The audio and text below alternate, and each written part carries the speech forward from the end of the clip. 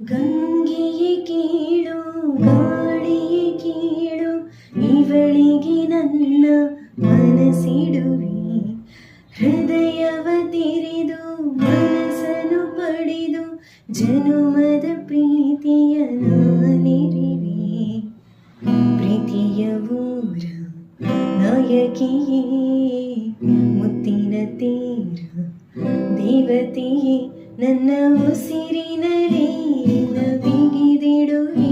ಉಸಿರಿರುವವರೆಗೂ ನಾ ಪೂಜಿಸುವೆ. ಈ ಆಸೆಗೆ ಏನಂತೀಯ, ನನ್ನ ಭಾಷೆಗೆ ಹೂ ಅಂತೀಯ.